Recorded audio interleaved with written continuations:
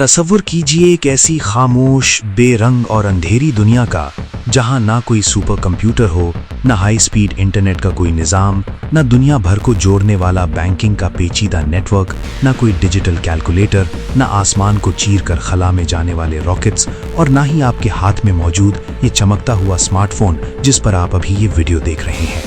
शायद आज की इस तेजी से भागती हुई डिजिटल जनरेशन को लगे कि ये सब 21st सेंचुरी के वेस्टर्न साइंटिस्ट्स और सिलिकॉन वैली के इंजीनियर्स के करिश्मे हैं, लेकिन हकीकत इससे कहीं ज्यादा हैरत अंगेज है।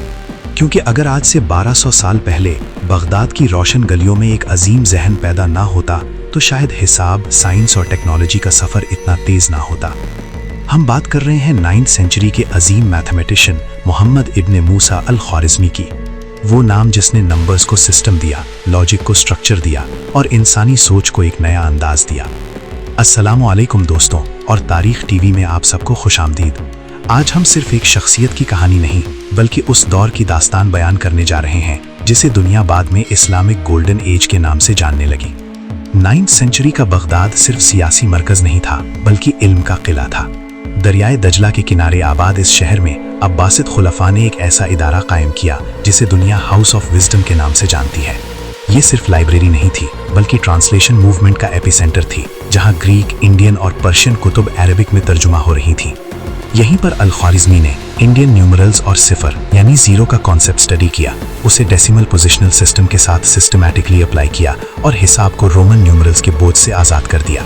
सोचिए, अगर आपको MMMCMX99 को किसी बड़े नंबर से मल्टीप्लाई करना पड़े तो क्या हाल हो, लेकिन डेसिमल सिस्टम ने सिर्फ 9 डिजिट्स और जीरो से पूरी कायनात का हिसाब मुमकिन बना दिया। आज ATM मशीन से निकलने वाले नंबर से लेकर बैंकिंग सॉफ्टवेयर तक जो सिस्टम चल रहा है उसकी बुनियाद इसी स्ट्रक्चर्ड न्यूमेरिकल सोच पर खड़ी है। अल ख्वारिज़मी की सबसे मशहूर किताब अल किताब अल मुख्तसर फी हिसाब अल जबर वल मुकाबला ने मैथ को नया रूप दिया। यहीं से अलजबर लफ्ज आगे चलकर अलजेब्रा बना। अलजेब्रा ने अननोन को सिंबल दिया, मसाइल को इक्वेशंस में कन्वर्ट किया और प्रॉब्लम सॉल्विंग को एक लॉजिकल प्रोसेस बना दिया। आज इंजीनियरिंग, फिजिक्स और आर्किटेक्चर की जबान अलजेब्रा है। चाहे वो आसमान से बातें करता हुआ बुर्ज खलीफा हो या स्पेस में गर्दिश करता हुआ इंटरनेशनल स्पेस स्टेशन, इन सब के डिजाइन और कैलकुलेशन के पीछे अलजेब्राइक मॉडलिंग का सिस्टम है।